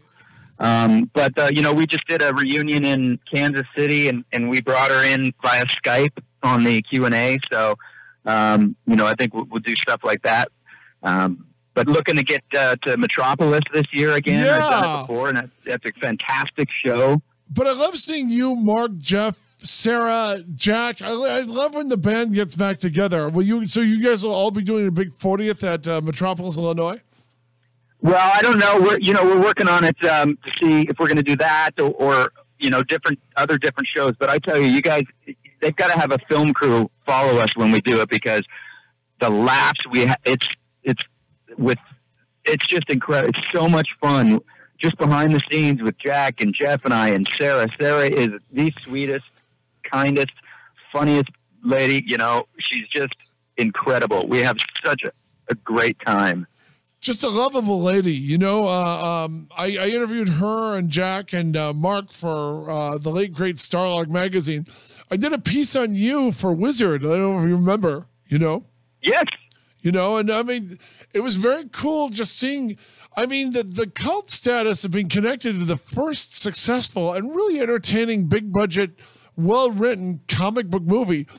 Could you tell us about working with Donner and Gunn Ford? I mean, you're a kid, but did you understand what was going on? You were 3, I was 3, and I didn't understand, the whole mystic of it, the Superman, the superhero, or I didn't know that, Dick Donner was, directed to Omen. I didn't know any of that sort of stuff. My parents were more enthused with Glenn Ford because of, their generation. But Dick, it was and is, at least to me, just an incredible man. He was so kind to me.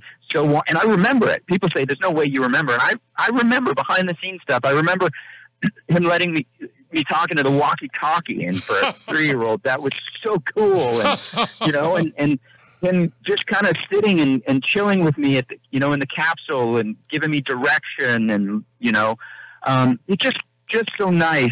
And even, you know, 20 years later, when I reached out to him because I needed a letter, you know, to get a visa type of thing, and he signed it right away. It was great. You know, I remember being on set, and I remember bargaining with him to come out naked because, you know, I'm shy, a bunch of people. I didn't want to come out naked. So I remember, you know, bargaining, you know, with him, and, you know, he gave me like a snow globe, which I still have. And then, you know, 6-pack of Coke and juicy fruit gum. Juicy fruit gum was the nail in the coffin that I was like, all right, I'll come out now. Over on the craft service table, right? Yeah, exactly right. So, but it was great. And Phyllis was so sweet and so kind. You know, in that scene, I give her a big hug around the neck. Well, that wasn't scripted. It wasn't like, okay, now give her a hug. I just did it because, you know, I just felt like it. And, you know, there's a part in that scene where, you know, she's like, he doesn't have any family, not around here anyway. Well, every time she would say he doesn't have any family, I would look up at her and go, yes, I do. Oh, no. You know, because and I remember feeling like so guilty that if I don't say something, my parents are going to be so hurt that, you know, I don't think I have a family. So, and I remember all that. And, you know, I remember how sweet she was with that. And Glenn was very nice, very kind, very business, very professional. Wow. You know? So, but yeah, it was a lot of fun. I want to know about that scene. How you felt? How did when you had to lift up the truck? Okay, and he's trapped and it falls on him. I mean, you as a kid, are you looking at him like, oh my God, this truck is falling on him? And how did they direct you for that? Yeah, he was. You know, Dick was kind of like, you know, all right. So you know, the truck's falling on him, and pretend it's your dad, and you want to help. So you're just going to stand up and you're going to lift that truck, and You're so proud of yourself, which is where that smile came from. So that was all real. Like, yes, I'm being the strongest kid in the world, and I'm going to save my dad. You know, right? Exactly. So it was all real. You know, Dick was very much like that. He wasn't like, now you have to do this, and you have to do this, and we want the smile like this. He was like, this is what it's kind of. This is how you feel. Now go. You know. And then I was like, cool. All right. Look at me. Woohoo. You know. So the smile was that, you know, look, you know, hey, no problem, Dad. Look what I can do. Go on. I do remember, though, that my arms hurt. And I remember telling my dad, God, my arms are so tired because I was standing there holding this truck up on my tippy toes. Yeah, you were not flat-footed. You were pushing all the way on your toes. Oh. Yeah. Oh, yeah, I was all up on my toes, yeah. Yeah. You know, and looking back now, you kind of think, well, that's really not that safe. Here we've got a 3-year-old standing under a real truck with one cable holding it. And if it falls, they'll just fly in Aaron quickly. Yeah, exactly. You know, and then I thought, I'm like, well, my parents, did they really love me, or were they hoping that cable snapped? What's going on? Well, they probably told them, don't worry, if anything goes wrong, he has a brother. Yeah, that's right. Well, and actually, there's some behind-the-scenes footage, you know, still shots of that scene, and you can actually see Gene Hackman's brother laying like within 2 feet of me, and he was there to grab me just in case. Oh, that's right. He's a stuntman, isn't he? Or was a stuntman? He was a stuntman, the stunt coordinator, yeah, and all that. Wow. No. How about Reeve? Did you have any interaction with him, or did that not come until Superman 3? That came Superman 3. The first time I met him was when I filmed that scene at the photo booth. And I remember, you know, just this big man and my hand disappearing in his hand when I shook his hand, and, you know, very, very nice, very kind, very warm, very, you know, business-like, professional. He tended to stay in character type of thing. Wow. But you could just feel the warmth from him type of thing, you know. And then I had more interaction with him. I went to High River when they were filming, you know, the scene with Richard Pryor and on the big stage and stuff like that. Right. What really sunk into me was during lunch, he was in the lunch tent with the crew and all the extras and all that eating lunch where some of the other cast were in their trailers. And that stuck with me, for my career and just taught me how to be humble. And here he is, this huge star, and he's eating, quote unquote, with the common folk. Wow. And so I sat down and ate lunch with him then. And I have a real cool picture of, me with him then when I was blonde and all that. But, so that's the interaction I had. And I remember meeting, people often tell me, well, what did you think about Henry when you met Henry? And I remember when I first met Henry on Man of Steel and I shook his hand, I got the same feeling from him that I did from Chris when I shook Chris's hand. Just a warm, kind-hearted, guy. And I knew that the character was safe. The character that Chris created was safe with Henry. He cared a lot about it and had so much respect for what Chris did. Wow. And really wanted to keep that in it, but at the same time bring it his own as an actor take to it. And I think he did a great job. And, I think they're kind of one and the same person. I was interested in Justice League. I thought there was a lot more of Christopher Reeve in the Superman portrayal that Cavill did in Justice League, Yeah. Well, I never saw it, but I do know that he did hold a lot of, Chris's portrayal, to heart and wanted to keep as much of that as possible. So that doesn't surprise me. And they brought in there's a strong, with Justice League, there's a strong, there's a strong Superman, the movie feel to it. Even Mark McClure has a great cameo as a guard. Yeah. Yeah. Mark's great too. I met Mark for the first time at, when we did the WizardCon in Anaheim in 2014, I think it was. Such a great guy. I can't wait to get back together and do another reunion with him. Yeah. Now we got a minute before we're going to do a quick commercial, a 2-minute commercial starting in 2 minutes. Or right now, Jen? Is there someone else calling in? 2 calls. I bet all right, Aaron, we have 2 calls for you. I'll make a bet with you. I bet you it's Steve Joyner. All right, I bet you're right. You want 7-6? Oh, it just hung up. Oh, call number 2. Call Who number was 2. that, Dan? I can't hear you, Dan.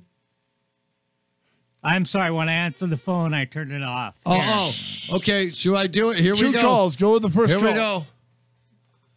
Hello, welcome to Chaotic Radio on the Jeff Sargent Show with Aaron Smolinski. Now Aaron's gone. What? Aaron, you there? Okay, Dan, this is your fault. You're getting punished for this. Go ahead. Go into the abuse closet, then.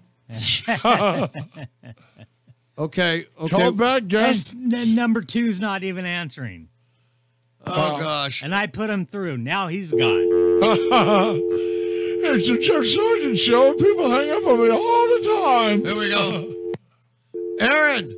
Hey. Yay. You hung up on me. Okay. Wow. Well, Dan, the producer, hung up on you. We like you. Dan, get rid of that ringtone. There we go. Oh, that's Hey, not I an can't appropriate do Dan. everything, Jeff. Well, you got to because you're the producer. Okay, there we go. Aaron. Yes.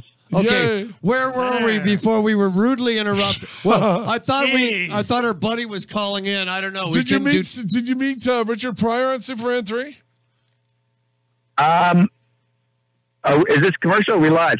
No, we're back. We're back. Commercials We're over. live action. We are live action. I not really know. Wow. Not really. No, I didn't. I was on set when he was there, but never really got to meet him. Interesting. Yeah. Now, what about the Solar Man? Wasn't he supposed to be Bizarro? That was you're That's thinking, the same way no, Bizarro was made. That's not Aaron's movie. That's Superman 4. Oh, that was 4? Yeah. That was 4. Okay, Richard. Okay. Wow. And Mark, I thought hold those on. guys were in On this I do remember. It was played by Mark Pillow, who I think only did one other movie, and he was horrible in both. Literally, just horrible in both. Okay, Dan, I got a question for you. Our There's a 760, I believe it's Steve. No, now it's gone That's again. Steve. He's gone now. He's gone. Okay. Every time you say his name, he disappears. He's like Candy. Wait. Steve just texted He's me. like a reverse I Candyman. just tried to call in, and you guys and Aaron apparently lost Dan lost Aaron. Yeah, you did, you SOB. Leave Dan Rupp's mother out of this. Okay, now it says phone call. Okay, Steve is texting me. Okay. Take the I phone don't call. know what's on your computer screen. I can't Take walk the back. phone call It without is? losing Okay, our guest, here the we great go. Aaron Smolinski. Okay, now I just lost him again. God, what are you doing in there? Did you hang up on Aaron? All I Aaron, are you did there? was press Steve. Now I have neither one of them. Wow, you are an a-hole's a-hole, Jeff. I don't know. I put the calls through. I know you did. You did your part. Anyone you want to hang up on now, Jeff? We could call Krista Reeve. Margot Kidder. Okay, here we go. Here we go. Please Here we be go. Aaron. Here we go.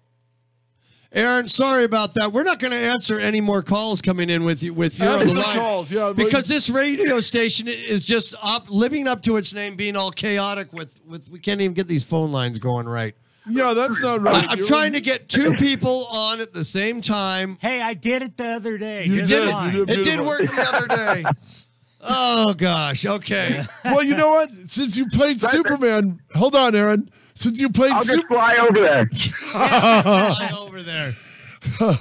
Since you played Superman, what was it like doing a TV movie with Wonder Woman, the incredibly hot, bodacious Linda Carter? That was, you're talking about Someone Loves Me, right? That's also the one. known as Girl. Yes. Also known as, you know what the original title was? No. What? Girl in the Back Seat. Oh. Wow, that sounds pretty good. And if it's Linda Carter, your resume is made. I would love to have her in the back seat with me at the same I time. tell you. Wow. And that was also with Jessica Bowman, who was in Dr. Quinn Medicine Woman. Wow, that's right. Did you ever do Dr. Quinn? I never did Dr. Quinn, no. But I tell you, that was a lot of fun. That was one of my favorite movies of the week to play because that was like one of my first bad guys that I got to play. Did you have a scene with Linda? Were you being mean to Linda in person? No, she was really sweet. Very sweet. Very nice. Wow. But Teenage Superman. In the courtroom. Wow. That's amazing. That's just amazing. So a courtroom scene, you were on trial? I was on, we were on trial because I played a rapist in that movie. So, Wow. I hope you weren't method. What now? Were you bald? Were you? I noticed you're. What? What about baldness? What? I'm bald too. We both have clean shave heads. I'm a lazy. I don't shave my head that much anymore. But did you have hair in that when you were playing the bad guy, or were you? Or I did. No, I had a great head of hair for many years, and then I think when I hit around mid-20s, it started to, just to get the male thing. So I thought, well, you know what? Let's just take it off. That's what I did, brother. We're brothers. We're part of the collation of Bob, Brothers of Baldness. Dan, what did you just do? A little bald spot in the back. It's like real hair, like a pepper shaker. I used to do that. I got tired of it. Pepper shaker. Yeah. Well, and I'm a hockey player too, so I wore a helmet for years and years and sweating, and they say that doesn't help. So, Well, if you watch the YouTube of our show that we're filming today, the camera, we got like 4 cameras, and one camera goes right to the back of my head on the headphone, and I hate that. I'm getting me a hairpiece or something because that angle you see it, the back of my head. Well, the other one's like a on 7-Eleven set, I have security to, camera. they have to. When I'm on set, they have to stand me at certain angles because otherwise they get a glare. Yeah. Tell me, was it harder working with Glenn Ford or Louis the Chimp in Most Valuable Primate? Louis the Chimp, because he actually escaped once. No. So, yeah. In the hockey arena, he escaped and he was gone for about 3 hours, and then he whacked me with a magazine in the locker room. Did he really? Interesting, Pat. Yes. Can I stump the chump again? Or in Please, this I'll case, be honored. Can I stump the chimp? Oh, terrible. How many times did Aaron Smolinski work with that chimp? Wow. Okay, let me think. Wow. I'm going to say you worked with him twice. This is just off the top of my head. I think you worked with him twice, I right? say 3 times. How about you, Dan? I'll say 4. I'm going to go twice. The chimp was on Outer Limits with you, I think, right? No. Honey, I Shrunk the Kids. Oh! Wow. You worked with Louis twice. Louis twice, and also Jewel State. Oh, my God. He's in that. Yeah, Jewel State from what was that? Firefly. Firefly. Yeah, Firefly. Yeah, Jewel State is adorable. I interviewed her once, too. Wow. She's a sweetheart. I got to kiss her. You kissed Jewel State? Yeah, that was what the episode was about. Wow. You were lucky. Wow. You're a lucky bastard lucky there, Aaron bastard, you. Smolinski. I tell ya. How was she? How many, that. would you screw up? How many takes did you screw up to keep kissing her?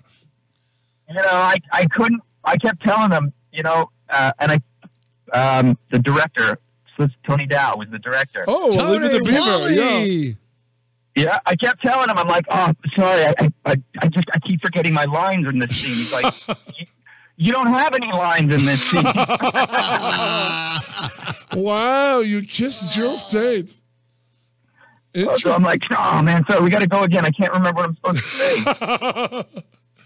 What do you say when you're kissing Jewel State? I have to ask. What goes through a man's mind? Thank you, Lord. Yeah, wow. Wow, that is the Superboy kissing Jill State. That's kind of a sci-fi channel made in heaven.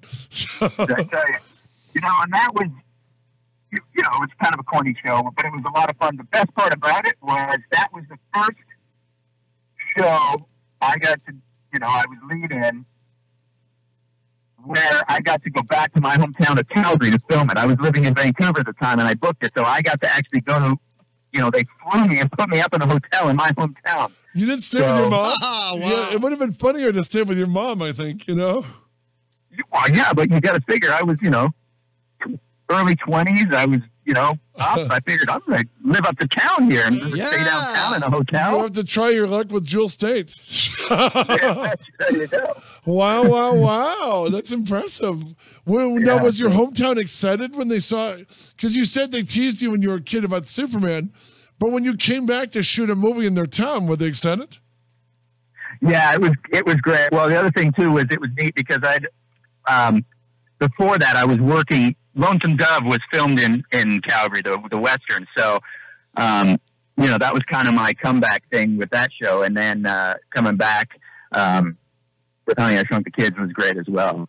It was a lot of fun, but that was the first time I worked with the chimp. He was 3, and then he was like 5 or 6 on MVP. Wow. Did he have to wear a diaper? He could not have to wear. He wore a diaper on Honey, I Shrunk the Kids, but He wasn't the flinger type, was he? Was he a flinger type? No, he wasn't. He didn't. There was no poop thrown. And did they take not by him anyway. Did they take care of him? Because I've told these guys, I did a movie where they literally beat the hell out of the orangutan. I hope they took care of Louis the Chimp. Yeah, they took very good care of him. But he actually did skate, which was the crazy thing. Did he really? Where was he trying to go, man? He was the most valuable primate, dumbass. Yeah, how do you know if he's the most Yeah, he was valuable? playing hockey. Wow, he's the hockey playing chimp. It was kind of like soccer dog with a chimp. Well, exactly, That's And that was that. Another fun fact about that was the first movie I actually stole my wardrobe from. You stole your hockey uniform? Well, I stole my hockey equipment. I'm like, I need new equipment. This gear is like $700. I'm just going to take it. No, did they have sometimes they do this. Did they have a little person in a monkey suit for some of the scenes? They did, yeah. For some of the, the behind the scene, shot, behind the back stuff, but they used them. And then I think they used them again when he went missing. He could skate pretty good, I thought. He did. I was quite impressed. Yeah. You worked with Rick Ducommun from Die Hard. Rick was one of the famous Canadian comedians who made it here. How was he? Was he cool? Oh, he was great. He was so much fun and, always on. Wow. when I said there was no poop thrown by the chimp, I was referring to Rick. And you worked with one of the true kings of Canada, Dave Thomas from SCTV. Give us a Dave. It's my brother Daryl. Wow. Yeah.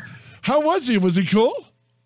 Yeah, he was cool. They were all really cool. Us Canadians, for the most part. You guys are pretty mellow, yeah. But yeah, he was very cool. By the way, Aaron, I have to give you my impromptu Canadian test to prove you're a real Canadian.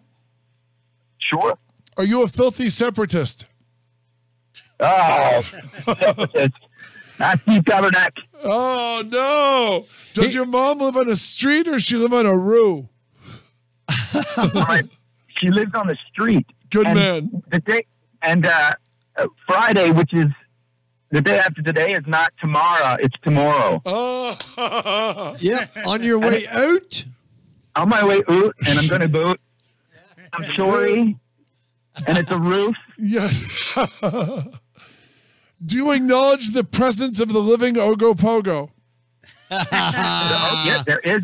I've seen Ogopogo. Duh, tell us, sir. What did you see him? Swamp Lake. Wow. So you've seen him. And could he take Champ in a fight?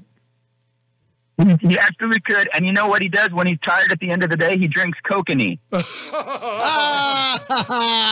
No, here's the important question, smartass. Mr. Dressup or the Friendly Giant? Friendly Giant. Attaboy. We had a Canadian chick on yesterday. You didn't know what the hell she was talking about. She picked Mr. Dressup, which was the wrong answer. Yeah, we Oh, man. two Canadians in 2 days in 2 days in a row. Mr. Dressup is scum. Friendly Giant would save you a chair. How many children's homes? Absolutely. Remember that? Right by the fireplace, too. Not a crappy chair in the back. That's right. Easy. Well, here's another funny reference back to kokanee. That was so there's an actor, Canadian actor, and A.J. Buckley, who's currently on the show SEAL Team on CBS, and he was on CSI New York. He and I used to be great friends. We did a kokanee commercial together. Did back you in really? Vancouver. He's Canadian. Yeah, so that's, You pimped that's my son, Richard Kokanee. Aaron Smolinski pimped kokanee. What is right. By the way, what is the best Canadian beer, Canadian? Kokanee. It's not a moose head? Or is Nice. A Molson. No, hey, real Canadians don't drink Molson, you guys. No, what about moose head? I haven't had a moose head in years. I haven't had a moose head in years either. I was just back up in Calgary a couple months ago, and I had to have a kokanee, but I didn't have a moose head. I should get a care package sent down of a crunchy bar, eat more chocolate bars, and some moose head. Oh, yeah, and some Cadbury, too. Yeah.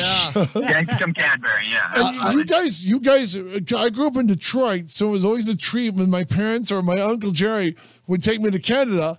We would always get your salt and vinegar chips, which were always better than anything you would get in America. What you call it? It's called vinegar and salt. Salt and vinegar.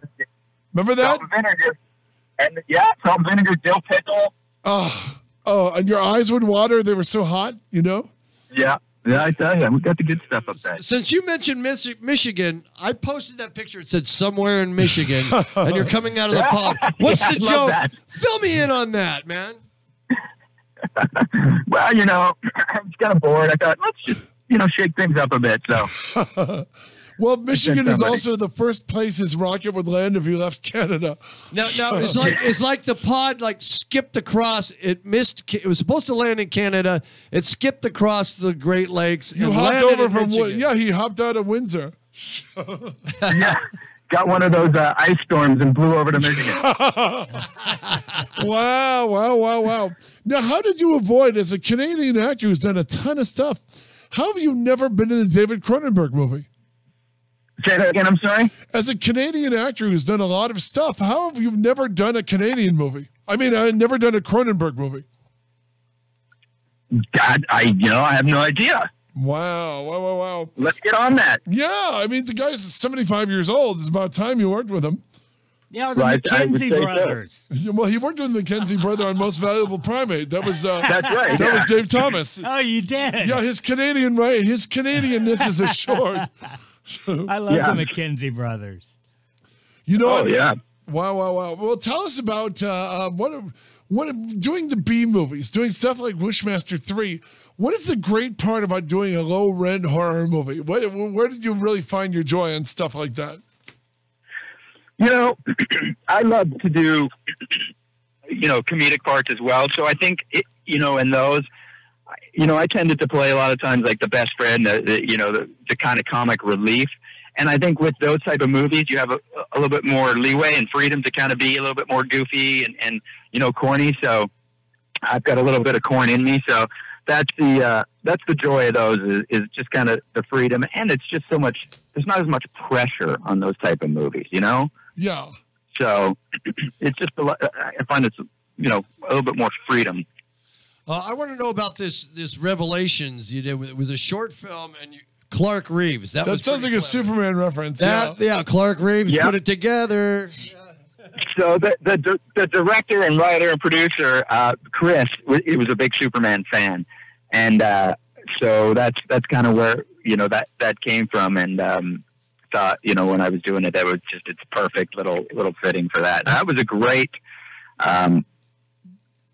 film, actually. It won an award in one of the short film festivals. It was a lot of fun. What was the time limit on that, on the festivals that was in it? Did it have to be under 20 minutes? Or? Yeah, well, it was a 48-hour film festival, so you had 48 hours to write, produce, and edit this film. So literally, I drove down to Chula Vista on early Saturday morning. Oh, that's the land of Steve Joyner. That's right. We filmed Saturday, all day Saturday night, and I left Sunday morning with no sleep. So it was a full 24-hour shoot. Wow. So, but it was fun. And, one point it was actually scary because, I'm in the bottom of the pool chained, right? Right. And there are no stunts, no stunt double. And it actually the chain got caught and I couldn't get it undone to pop back up. Wow. So who's going to save Superboy, man? Yeah, I was tempted. I'm like, oh God, this is like a scene. Well, and then you guys see that reference at all? No. Superman chained pool. Oh, Notice? yeah. Wow. So, did you ever work with the greatest living Canadian actress, Joy Bouchel?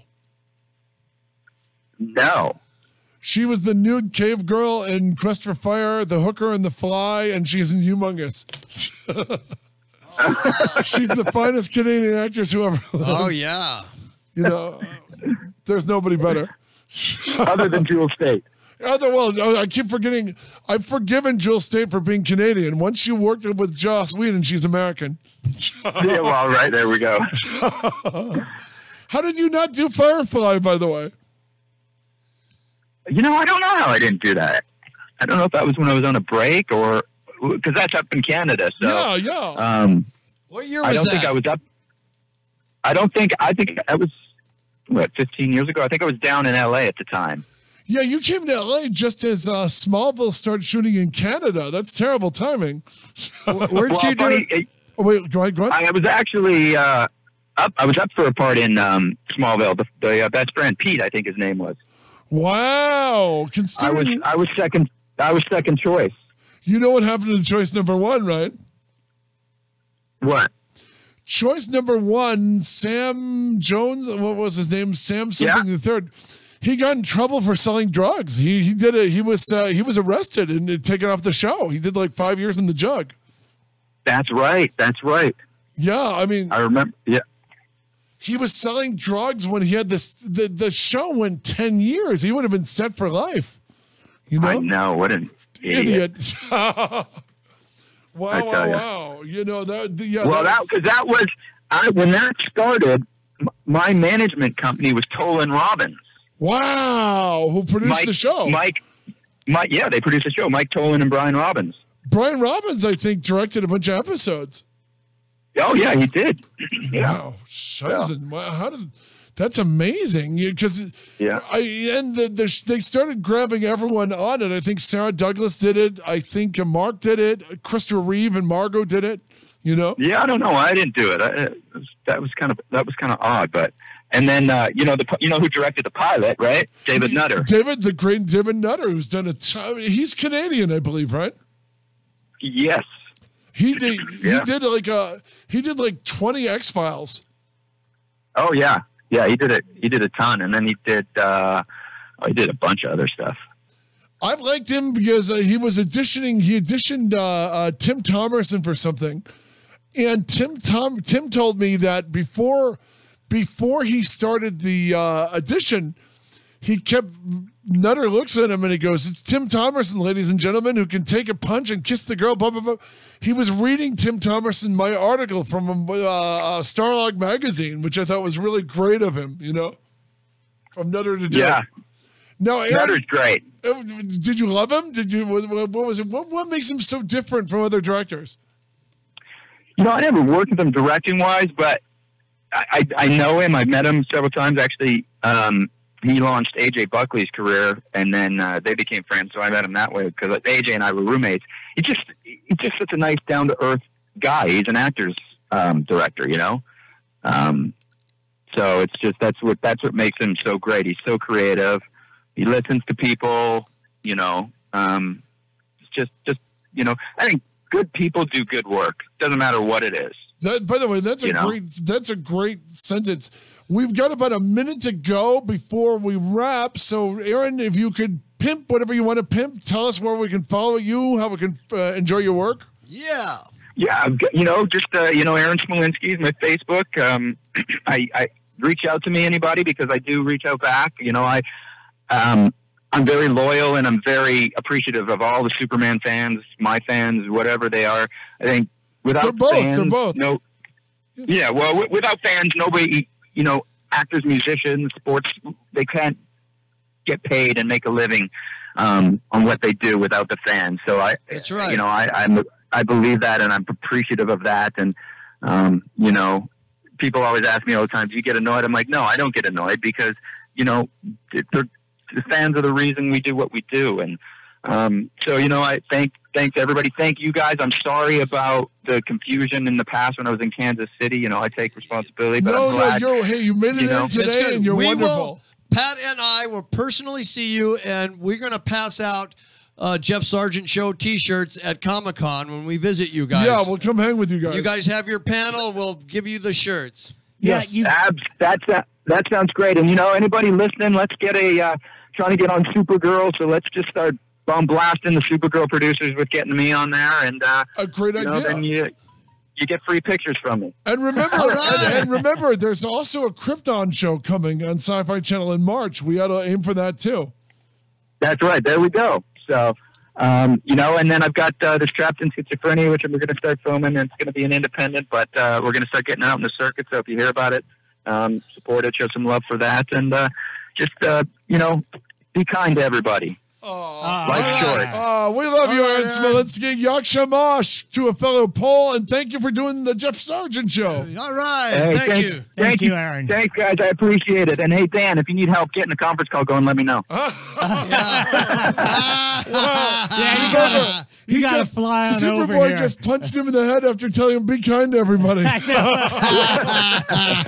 bitch slapped me. All right. Thanks for tuning in, everybody. We'll see you tomorrow. Ladies Take and care. gentlemen, Appreciate you all. Aaron, we Thank appreciate you, Aaron. man. Thank you. Thank you, dude. Take care. Bye-bye. Thanks. All Bye. Okay, just so you know, I just got a confirmation from Fallen Electric. We played them earlier.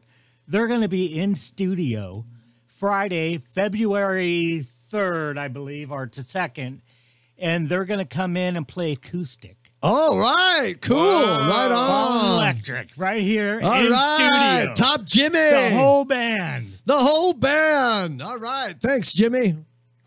Woohoo! So we've got Cat. So that's going to be fun. So, no, we got things lined up.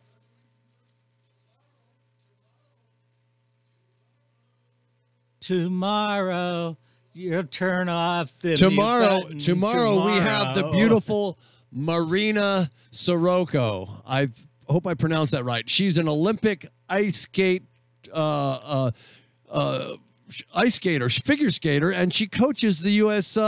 Girls figure skating. And she's coming into the studio to tell us about her Olympic ice capades and escapades. Hopefully she never was molested by that one creepy doctor. Why do we always got to bring that word up? You guys, knock it off, man. Okay, we'll see you tomorrow on the Jeff Sargent Show. I thought it was a Roy and Jimmy show.